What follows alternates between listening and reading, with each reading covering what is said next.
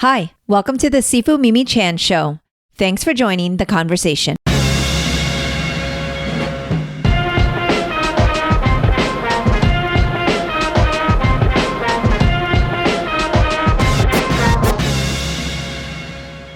Stan Sakai was so sweet to sit down with me at Rose City Comic Con, where we caught up on all the adventures of Usagi Yojimbo. He also shares his passion for his newest hobby, weapons training.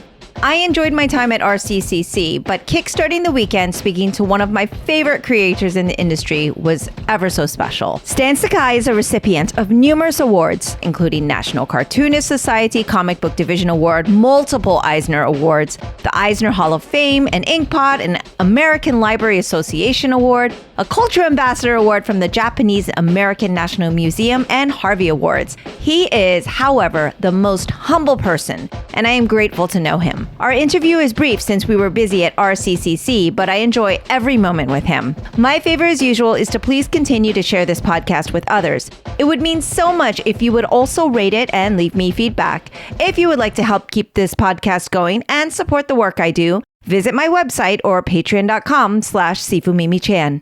For comments or suggestions, reach out on social media at Sifu Mimi Chan. Now, on with the show. Hello, Stan. Hello. Oh my goodness, I'm so excited to have you here in person. In person. For a change. Yes. It's been, several years. I first spoke to you before 2019 San Diego Comic-Con. That was our first interview. Oh, really? And then after that, we met there in person, and we've spoken since then. But I wanted to tell you, ever since your interview, you were the first comic creator that gave me the opportunity to interview someone of your caliber. And now I have had the just amazing opportunity to speak to so many creators because basically I said, Stan Sakai was on my podcast, and everyone's like, well, he's just the nicest and the most amazing, artist and colleague. And basically you opened a lot of doors for me. So thank you so much. Well, thank you. I enjoyed our interviews. Yes, so much fun. And since that time, you've been winning Eisners every year. I keep seeing your name, and it's been amazing to be able to cheer you on. But also the Netflix show dropped, and we got to see Usagi, in animation form. Yeah, kind of. It's Samurai Rabbit. Rabbit, yes. Yeah, focused on a descendant of the original Usagi Yojimbo. But Usagi does make appearances in there. Yes. And the voice of the Usagi was the voice of Usagi for the last incarnation of the Nickelodeon show. Okay. When he guest appeared in the Turtles. In the Ninja Turtles. And he was he did such a great job, Yuki Matsuzaki. And he's Japanese native. He lives in Japan, but he did the voices of Usagi for the Netflix series as well. Yeah. And he was perfect. Wonderful. And so you were really happy with how the show has turned out? Yeah, unfortunately, there will not be a third season. I know, we're so sad. Yeah. But at least we have this moment in time where we get to see a live animation, because I know it's not the main story, but we get to see the descendant and, like you said, some guest appearances. I think it has been so instrumental in bringing new audiences to the comic, because I feel like I was able to refer kids who maybe don't pick up comics yet to watch the Netflix show and fall in love with that world and your characters, and the way I've fallen in love with the characters, because I don't know if you remember, but I would always say that Usagi's my boyfriend, and and we have a very special relationship. But congratulations on it. I know that maybe it's not gonna keep going, but the fact that you were able to kind of get that out there, I think, has been inspirational. Well, but animation is not dead for Usagi. Yes. So we are exploring different things right now, and actually Daniel and his business partner Jerry are in the Philippines, and then they're going off to Japan. Well, they're in the Philippines right now. Okay. But, yeah. All right. And so more in the works. Well, nothing concrete or anything, but there's always stuff that's developing, especially since next year, is Usagi's 40th anniversary. I'm aware because the first time we spoke, it was the 35th. So we're coming on that anniversary. Yes. And so because of the 40th, do you have special arcs that you've saved up? Or because the first time we spoke, you said, I have so many stories for Usagi. It's endless. Yeah. But nothing special directly for the 40th, at least in the story. We hope to do some merchandising and licensing for Usagi's 40th, but again, it's still kind of premature to talk about those. Okay, got it. Under the wraps. So we'll check in with you when it gets a little bit closer. In terms of Usagi origin. So we've always spoken in the past, in the last couple of interviews, and you said, you just had a love for the samurai stories and the culture. I'm actually going to be going to Kyoto in another month. So I was thinking about walking through the streets of that Edo period and just kind of absorbing the culture. And I know we've spoken about it before, and you've probably spoken about it at length, but that kind of birth of Usagi, now that we're about to celebrate the 40th anniversary, what would you tell yourself 40 years ago when you're that Stan Sakai that was starting out Usagi? What advice would you be giving Stan back then and saying, hey, you know what, this is going to be a challenge, do it this way instead? Actually, you're like, I've been so fortunate.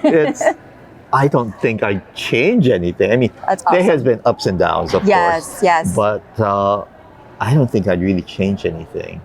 I don't think you should either. I think it's actually been perfection. I think starting off in the black and white, and we talked about why you made those choices and why that was important. And if you don't know, watch the first episode. I'm not going to make him repeat himself. But I think it was really amazing for this next generation now to be able to see it come to life in color and then come to life on screen. So you actually really we're going back and recoloring the original black and white issues too. Yes, I am aware. I am aware. It's great because we get to explore the stories all over again. And do you feel the difference between black and white and color adds a different element of storytelling? It really does. And I was amazed how much the color adds to it. Yeah. And I'm really happy that we are doing that. Yes. And the Space Usagi stories are also being colored on. Emmy's coloring those. Okay. And she does all my covers as well. Yeah. But Hi-Fi is continuing on with the regular Usagi series, doing coloring. But you said you're going to Kyoto? I am. I was born in Kyoto. I know that. Yeah. That's why I brought it up. So tell me, what are the highlights? What should I be doing? I don't have much time. Is a great temple. It's beautiful, and I had told my mom, when I was there with the Osamu Tezuka studios, they took me to Kiyomizu-dera, and I told my mom about it. And she's, you're just born around the corner from there. Really? So I didn't know that. Wow. And so I'm fortunate because I understand also during the fall, the leaves are beautiful. I have never been to Japan in the fall. I would love to. You should come. I would actually. We actually may. Really? In November. Right. I don't know yet. Interview from Japan.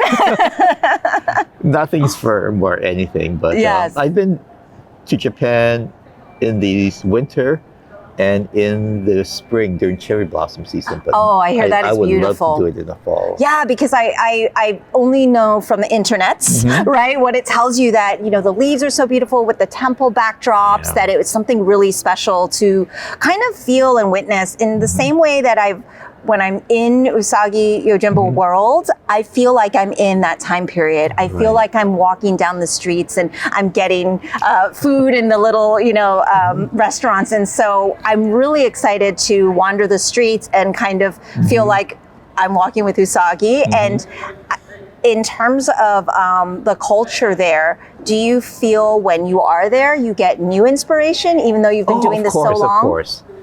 And there are things that pop up that I was not aware of, and I said, that could be a story.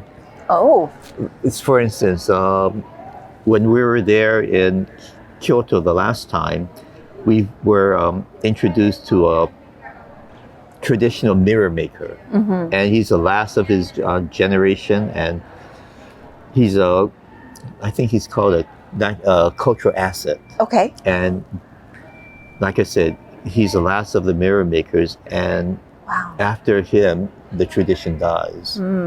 but he had just made a mirror for the Pope, and this is things that it's the old traditional arts, and it's not glass mirror, but it's nickel mirrors. Oh, and okay. it's ground, and it's just gorgeous. But what we were there for was he has these mirrors called the hidden mirrors. And at that time, I was doing research for my story, the Hidden, about the early Christians in Japan. Yeah. And one of the ways where Christians, because they're persecuted, could show their faith but still be hidden were these mirrors. And they look like regular mirrors. You put them on the wall, it reflects nicely. But if you shone a light a certain way, there's a picture of the cross, a crucifixion. Oh. And it was just amazing. So we got one of those, and but things like that, I had never heard of those before. Me neither. Yeah. Thank you for educating me on this. Actually, since we're on the subject, I also want to go to Nagasaki, do some research. Further on down the line, I want to follow up on that hidden Christian story. Okay. And Nagasaki was the base for the hidden for Japanese Christianity. Okay. And that's something that I would love to do within the next, 10 years. Wow. Yeah, I love how far ahead you plan. Yeah, actually, we've gotten leads from people that would show us around to the various caves and museums and artifacts of the time. So I find it amazing that even in this day and age, you can go to a country like Japan or some of these other places and still discover new things. Exactly, Isn't it fascinating and inspiring? Just to experience the environment there. Yeah. Like I said, we were there during cherry blossom season. Yes. And I love cherry blossoms. So after that, there were a lot of cherry blossoms floating around Usagi. So we can read the books and stay up to date, which, by the way, new issue is dropping. Yes, next week. Next week. And so we can go, oh, Stan has been visiting this place, or Stan's been looking at a lot of these trees, and we can kind of guess what games you're playing too, based on what the characters are playing. As we've had some fun conversations about that. And I know I tell you this every time we talk, but it's just so exciting to be able to read a fun book and learn so much about culture. So thank you again for that, because I'm not really great at reading history books or even watching those documentaries, but this is just such a great way to introduce ourselves. And I think for your journey, it's very obvious that you get inspiration from the world around from all you. Over. Yeah. So where would you say is a place you found inspiration that you never thought you would have, because you were not looking for it, you weren't on this exotic trip in Japan, but I don't know. I mean, I find it at everywhere. home, in the backyard, with your archery, and off air we were kind of talking about it. I don't want to embarrass you, but being that I'm a martial artist and you also now are dabbling in doing some handheld weapons training. Yes, tell me more. It's twice a week. Julie and myself take the classes. Our sensei was taught in Japan, and it's various handheld weapons. Half of the weapons we use are Japanese, but we also have weapons from around the world: Viking axes, Roman short swords. What I fell in love with was the kukri from Nepal, and it's a curved or like a sword with a like a half angle crest. to it. Okay. Yeah, and right after that, as soon as I got home, I looked on Amazon. Oh, I can buy it. So you take that one. You take two, and do you throw them, or you just do training? It's not like the archery. Handheld weapon. Okay. And we usually use a buckler or something with that. Okay. But we've used samurai swords, Viking axes, Roman swords, spears, and even the long ones, and they're kind of bulky. Yeah. So I'm just having this wonderful vision of you and Julie in the backyard, just like training with weapons. And I feel like maybe some of these weapons will make appearances in the book as well. Yes, no, maybe? Not the European weapons. Right, but the Japanese, maybe some of the Japanese inspired. The samurai, of course. And our teacher knows so much about Japanese weapons and history. Yeah. And things like, oh, I didn't know that. I've been doing it wrong all the time.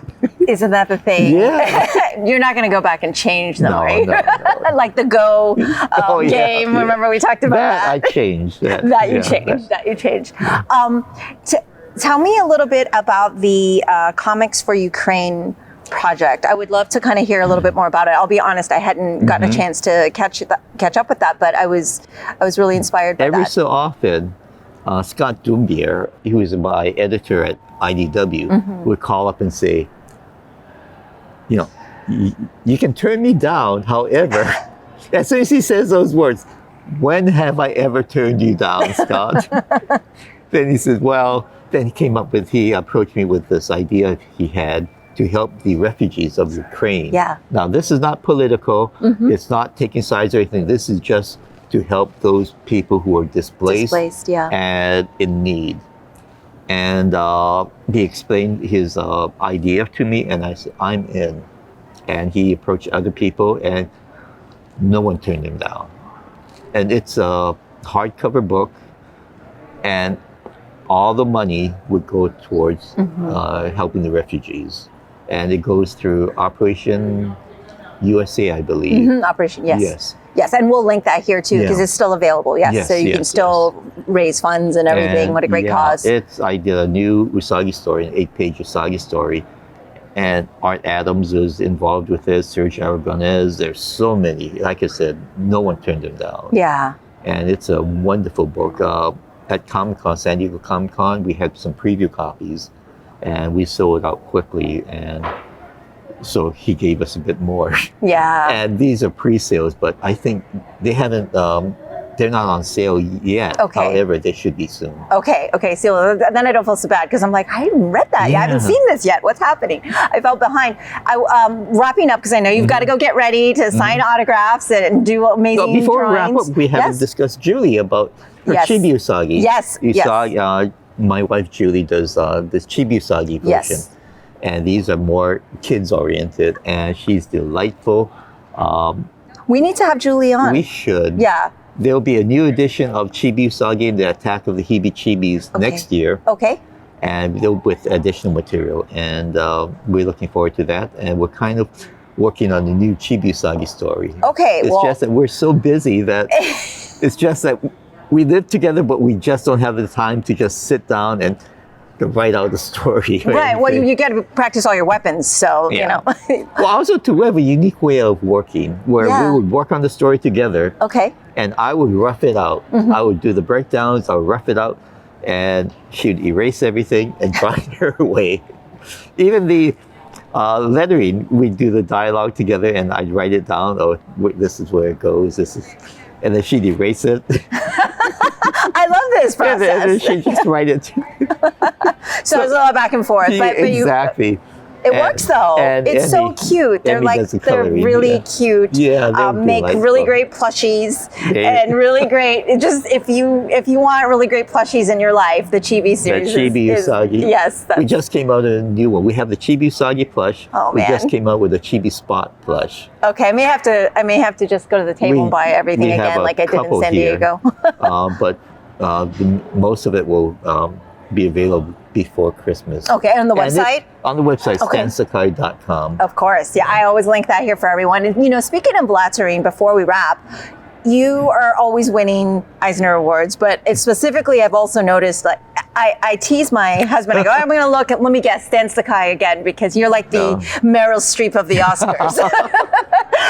and I wanted you to kind of share a little bit about how important lettering is, because you still do it a certain way, and that people maybe don't see that as art, but it is such an important category, clearly, because there's an award for it, but also people don't know what goes into it. I'd love for you to kind of expand. Well, most of the lettering now is done by computer. Right. I do it the old-fashioned way. I still do hand lettering directly on the art boards. Yeah. And I do it for Sergio's Guru the Wanderer. I do it for Usagi and a few other projects. And, it's not something that I wanted to get into, but I really enjoy it. Also, too, it uses a different part of my brain. Okay. So, I do it as a change of pace, and also to just get the job done.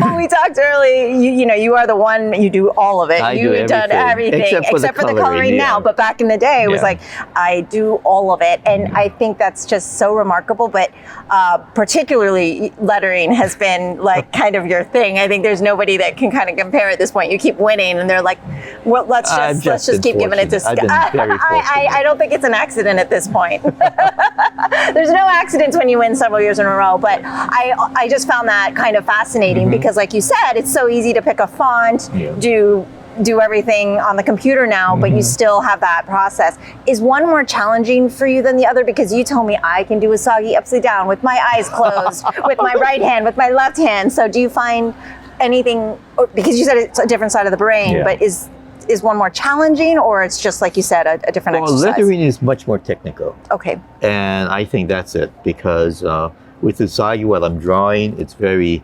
natural, it's very organic. With lettering is very, I hate to say mechanical, but I say technical, because you have the lettering lines, you've got the certain pens you have to use, certain way, how to emphasize certain words, and so it's very different. Yeah. All right. And now we are at Rose City Comic Con right now. Yes. And so I'm going to do a really quick clip that I'll post live so people can come see you. Your panel is on Saturday. And you're going to be talking about all sorts Julie and Emmy will also be on the panel as well. Oh, fantastic. Unfortunately, I have an opposing panel, so I will be at that one. But it's super exciting to be back at cons, right? Last time we spoke, it was online during the pandemic. And I know you talked about Sergio. It's good to see your friends again. That was one of the things you enjoyed. We still get together every week on Zoom because we're kind of scattered around. Actually, one of the regulars is from Mexico City.